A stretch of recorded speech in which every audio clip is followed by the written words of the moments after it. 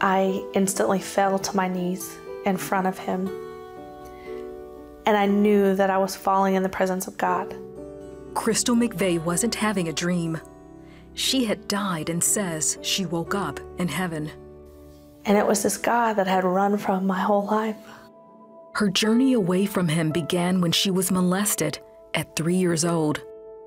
I grew up believing that I was disgusting and broken and filthy.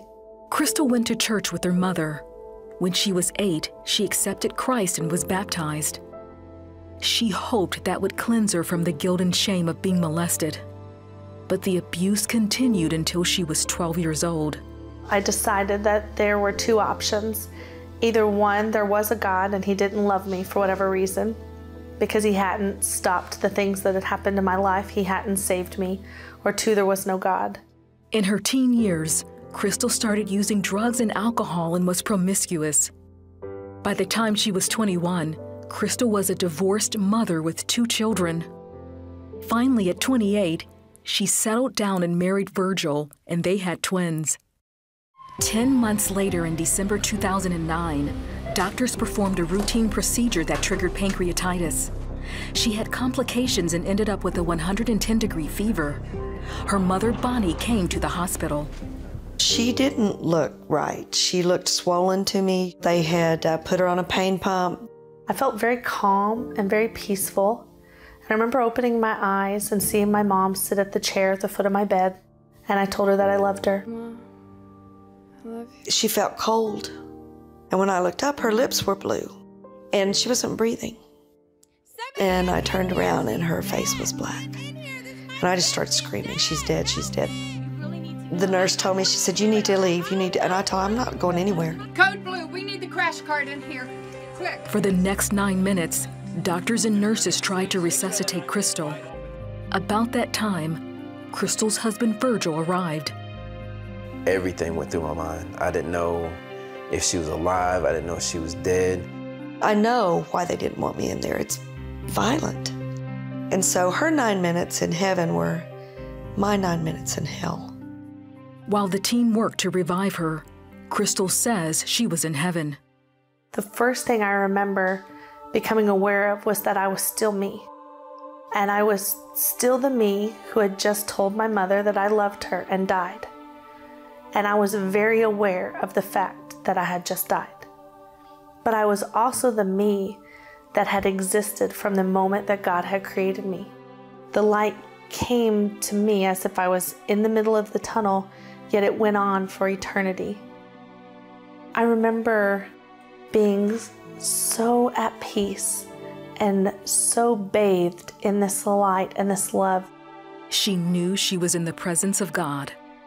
I didn't see a face. I didn't see any features other than this beautiful light.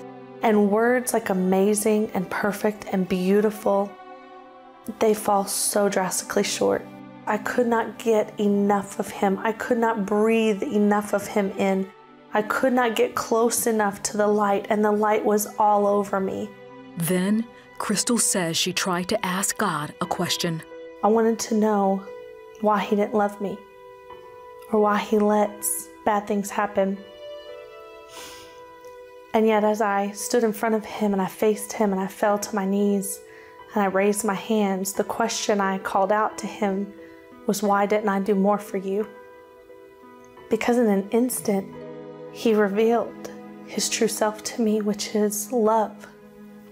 I had never truly worshiped God ever in my entire life, but I fell in front of him and I worshiped him. And as I lay there in worship and awe of this Creator, I remember saying, I could worship you for eternity. Crystal traveled with God down a tunnel toward the gates of heaven. She noticed a small child ahead of her. She wore a bonnet on her head and she had a little white basket in her hand. I watched her pick her basket up and dip it in the light. She would scoop it and then she would dump the light out as if it was water, and the light would cascade out of her basket, and she would throw her head back and she would laugh. And every time she laughed, every time she moved, my spirit began to swell as if it was a balloon with love. God revealed to Crystal that she was seeing herself at 3 years old. She was me at the moment that the enemy stepped into my life and whispered that I was worthless, that I was broken, that I was disgusting, that I got everything I deserved. She was the 3-year-old that heard that God didn't love her, that He had abandoned her, that He had forsaken her, and that God didn't exist. And He allowed me to know that He had allowed me to look through His eyes and to see the truth. And the truth set me free. All of Crystal's doubts about the existence of God and His love for her faded away. I remember what it felt like to be in chains. And I remember the moment that He took them from me. I was free, and He didn't just say, "Crystal, I love you." He allowed me to experience His love, and His love almost made me explode. Then Crystal says she heard her mother calling her name. And I said, "Can I go tell her that I'm okay?" And He said, "The choice is up to you." And I turned away from this light to go and find where her voice was coming from. And when I turned, He said, "Tell them what you can remember." And I remember calling back, "I'll remember everything, and I'll be right back." And I looked down through the floor of this tunnel of heaven, and it was as if I was looking at 1,000,000 shimmering diamonds. And the instant that I noticed those diamond-like substances, I was back in my body. Crystal woke up in the hospital surrounded by the medical team. And I turned to my mom, who was crying, and I told her that I was in heaven, that I was with God, and that I was in the most beautiful light, and that I was okay. Crystal left the hospital 8 days later. She'll tell you she left there a different person. My life has completely changed. The person that died in that hospital room was not the same person who came back in so many different ways. But the difference is that I know that there is a God who loves us. I know that there is a Father who really is listening to us, who really is holding us. Crystal has written about her journey in her New York Times best-selling book called Waking Up in Heaven. People often ask me, "What is your message? What message did He send you back with?" And it is so simple, that it just doesn't matter who we are, where we've been, what's been done to us, what we've done, that His love is so vast and so great that it encompasses everything.